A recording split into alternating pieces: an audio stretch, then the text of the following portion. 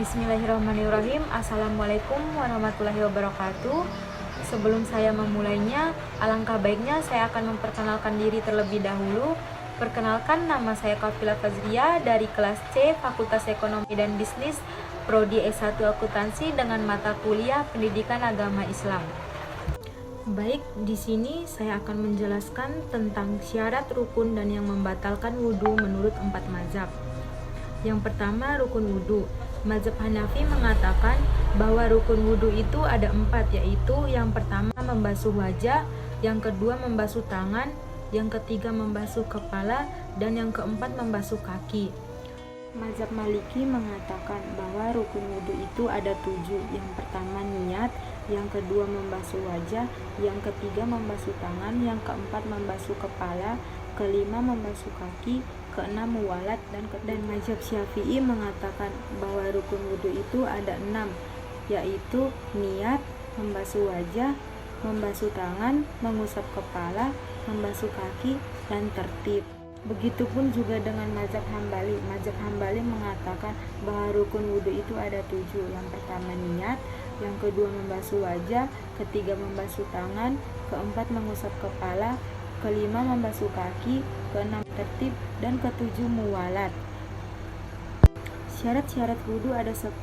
Yang pertama Islam, kedua tamyiz atau berakal, ketiga bersih dari haid dan nifas, yang keempat bersih dari sesuatu yang dapat mencegah basuhan air ke kulit, yang kelima bersih dari sesuatu yang dapat merubah air seperti jafaran, yang keenam mengetahui rukun wudhu, yang ketujuh tidak meyakini bahwa rukun wudhu tersebut merupakan sesuatu yang sunnah, yang kedelapan airnya itu harus suci, yang kesembilan masuk waktunya sholat, yang ke-10 berulang-ulang. Berikut ini adalah hal-hal yang membatalkan wudhu. Menurut Al-Hanafiyah, 1. Keluarnya sesuatu lewat 2 lubang kubul atau dubur. 2. Tidur yang bukan dalam posisi tamakun. Yang ketiga, hilang akal karena mabuk, tidur atau sakit. Yang keempat, keluarnya sesuatu dari badan diri kita sendiri. Menurut Al-Malikiyah, 1. Keluarnya sesuatu lewat 2 lubang kubul atau dubur. 2. Tidur yang bukan dalam posisi tamakun. Ketiga, hilang akal karena mabuk, tidur atau sakit. Yang keempat, menyentuh kemaluan dengan telapak tangan. Kelima, menyentuh kulit lawan jenis yang bukan mahrumnya dengan telapak tangan. Dan yang kelima adalah menyentuh kulit lawan jenis yang bukan mahrumnya. Jadi, begitupun dengan Syafi'i, Hambali, dan Al-Malikiyah. Mereka sama-sama menjelaskan bahwa hilang akal karena mabuk, tidur atau sakit, menyentuh kemaluan dengan telapak tangan, menyentuh kulit lawan jenis yang bukan mahram itu tidak boleh dan tidak baik. Syarat sholat.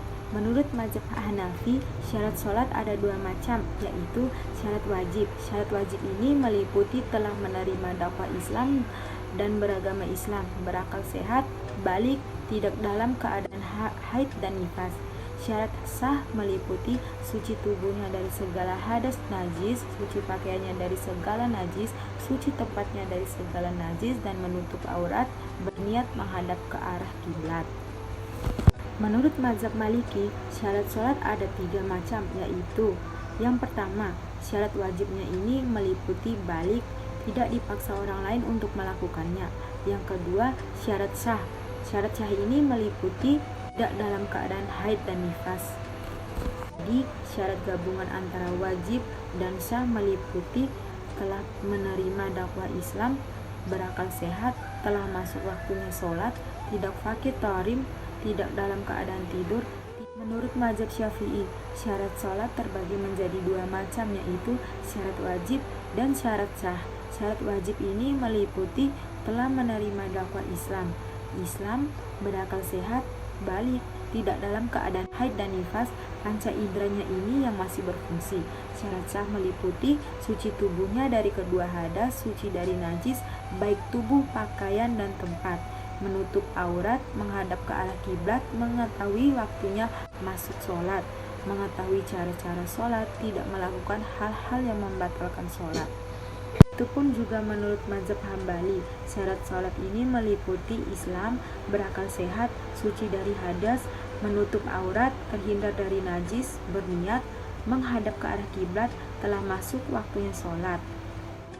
Menurut mazhab Hanafi, rukun sholat ini ada 6. Yang pertama, takbiratul ihram. Yang kedua, berdiri. Yang ketiga, membaca Al-Fatihah. Yang keempat, ruku. Dan yang kelima, sujud. Dan keenam, duduk tasyahud akhir. Menurut mazhab Maliki, rukun sholat ada 13. Yang pertama, niat. Yang kedua, takbiratul ihram. Ketiga, berdiri.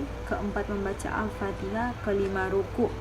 Yang keenam, i'tidal atau bangun dari ruku. Dan yang ketujuh, sujud. Kedelapan, duduk antara dua sujud. Kesembilan, duduk tasyahud akhir. Kesepuluh, membaca tasyahud akhir. Kesebelas, membaca sholawat Nabi. Yang ke-12, salam. Dan yang ke-13, tertib. Banyak bergerak. Keempat, memalingkan dada dari kiblat. Yang kelima, makan dan minum. Keenam, berdehem tanpa alasan. Yang ketujuh, mengerutu. Yang kedelapan, merintih, mengadu, menangis dengan suara keras. Yang kesembilan, membalas ucapan orang yang bersih.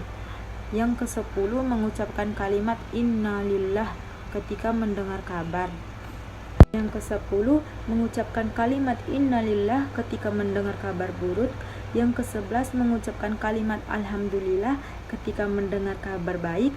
Yang ke-12, mengucapkan kalimat subhanallah atau la ilaha illallah ketika heran. Yang ke-13, orang yang sholat dengan bertayamun lalu mendapati air. Yang ke-14, terbit matahari ketika sedang sholat subuh. Yang ke-15, matahari tergelincir ketika sedang mengerjakan sholat id. Yang ke-16, jatuhnya pembalut luka yang belum sembuh. Yang ke-17, berhadas dan sengaja.